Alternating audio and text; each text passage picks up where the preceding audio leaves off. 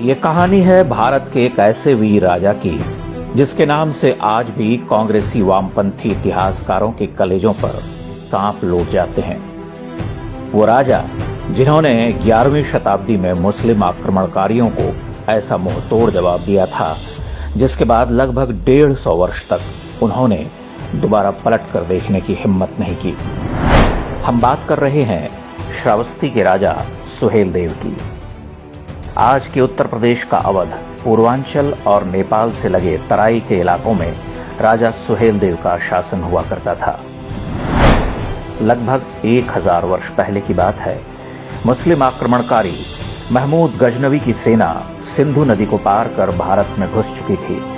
गजनवी के भतीजे सैयद सालार मसूद गाजी के नेतृत्व में एक बड़ी सेना तेजी से पूरब की तरफ बढ़ रही थी। सालार मसूद मोहम्मद गजनवी का सबसे खूंखार सेनापति माना जाता था। ये वो दौर था जब भारत के अलग अलग इलाकों में कई राजाओं का शासन हुआ करता था। महमूद गजनवी से मुकाबले के लिए 17 से अधिक राजाओं ने मिलकर एक संघ बनाया, जिसका नेतृत्व सौंपा गया श्रावस्ती के राजा सुहेलदेव को। 13 जून वर्ष 1033 को सालार मसूद ने लाखों सैनिकों के साथ आक्रमण किया। राजा सुहेलदेव की सेना के साथ बहराइच में चित्तौरा झील के पास भीषण युद्ध हुआ। कहते हैं इस युद्ध में मात्र 2 दिन के अंदर गजनवी की सेना के अधिकांश सैनिक काट डाले गए। राजा सुहेलदेव ने स्वयं अपने हाथों से सालार मसूद गाजी को मौत के घाट उतार दिया। वह ज्येष्ठ पूर्णिमा का दिन था। युद्ध के बाद पीठ दिखाकर भाग रहे दुश्मनों को भी नहीं छोड़ा गया। यह भारतीय इतिहास के सबसे भयानक युद्धों में से एक माना जाता है। इसका परिणाम यह हुआ कि अगले 150 वर्ष तक किसी मुस्लिम आक्रमणकारी ने इस क्षेत्र की तरफ आंख उठाकर भी देखने की हिम्मत नहीं की। युद्ध के बाद सालार मसूद गाजी को बहराइच में ही दफना दिया गया, लेकिन 300 वर्ष बाद जब फिरोज शाह तुगलक आया तो उसने पास में ही राजा सुहेलदेव के गुरु ऋषि बालार के आश्रम को तोड़कर सालार मसूद गाजी की दरगाह बनवा दी। इसके बाद वहां हर साल उर्स होने लगा, जिसमें कुछ हिंदू भी मन्नतें मांगने के लिए जाने लगे, बिना यह जाने कि वो किसकी मजार पर मत्था टेक रहे हैं। ये परंपरा आज भी जारी है।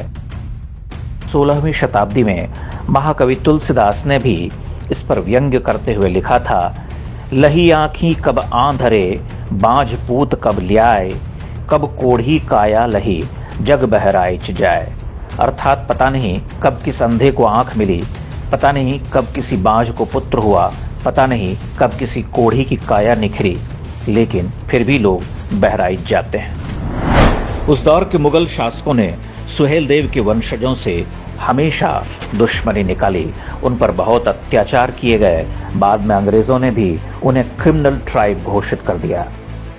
आजादी के बाद जिन कांग्रेसियों और वामपंथियों ने देश का इतिहास लिखा, उन्होंने भी राजा सुहेलदेव से बदला लेना जारी रखा और उनका नाम ही इतिहास के पन्नों से मिटा दिया। हालांकि वो राजा सुहेलदेव को लोक स्मृतियों से नहीं मिटा पाए। पूर्वी उत्तर प्रदेश के इलाकों में सुहेलदेव की वीरता के किस्से आज भी लोकगीतों और लोक कथाओं के रूप में सुने सुनाए जाते हैं। अरे गायों का सेना आगे, हर कई के छाल करिया करन समरिया। प्रधानमंत्री नरेंद्र मोदी के सत्ता में आने के बाद पहली बार राजा सुहेलदेव को पहचान दिलाने का प्रयास शुरू हुआ। उनके नाम पर एक ट्रेन चलाई गई और एक डाक टिकट भी जारी किया गया। प्रधानमंत्री मोदी और मुख्यमंत्री योगी आदित्यनाथ ने पिछले दिनों बहराइच में राजा सुहेलदेव की स्मारक की आधारशिला रखी है। प्रसिद्ध लेखक अमीश त्रिपाठी ने इस युद्ध पर बैटल ऑफ बहराइच नाम से पुस्तक लिखी है। अभिनेता अजय देवगन इसी पुस्तक की कहानी के आधार पर एक फिल्म भी बना रहे हैं।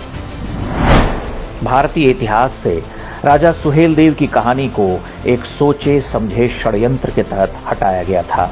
उनकी कहानी उन ढेरों झूठों को ध्वस्त करती है जिनके जरिए आज भारतीय समाज में दरार डालने की कोशिश होती रहती है। इस कहानी से पता चलता है कि मुगलों और अंग्रेजों से पहले के भारत में जाति के आधार पर भेदभाव का कोई स्थान नहीं था। जिन 1.5 दर्जन से अधिक राजाओं ने सुहेलदेव को अपना नेतृत्व सौंपा था, उनमें सभी जातियों के राजा थे। यानी उस दौर में महाराज चुनने का एकमात्र पैमाना योग्यता थी, न कि कोई जाति विशेष या वंश। बहराइच का यह युद्ध इस बात का सबसे बड़ा उदाहरण है कि जब भी भारतीयों ने संगठित होकर मुकाबला किया, कोई ताकत हमारा कुछ बिगाड़ नहीं सकी। राजा सुहेलदेव की युद्ध नीति बताती है कि विधर्मी शत्रुओं पर कभी दया नहीं करनी चाहिए, उन्हें बेरहमी के साथ खत्म करना चाहिए, वरना वो लौटकर फिर से हमले करते हैं। देश और धर्म की रक्षा के लिए जो युद्ध राजा सुहेलदेव ने 1000 वर्ष पहले शुरू किया था, वह आज भी जारी है। सालार मसूद गाजी की अवैध औलादें आज भी हमारे बीच में हैं और हमारी एकता को तोड़ने के लिए षड्यंत्र रचती रहती हैं। इसलिए आवश्यक है कि राजा सुहेलदेव के इतिहास को अधिक से अधिक लोगों तक पहुंचाएं। लोग असली इतिहास जानेंगे तो गजनवी और गाजियों के मंसूबे कभी सफल नहीं होने पाएंगे।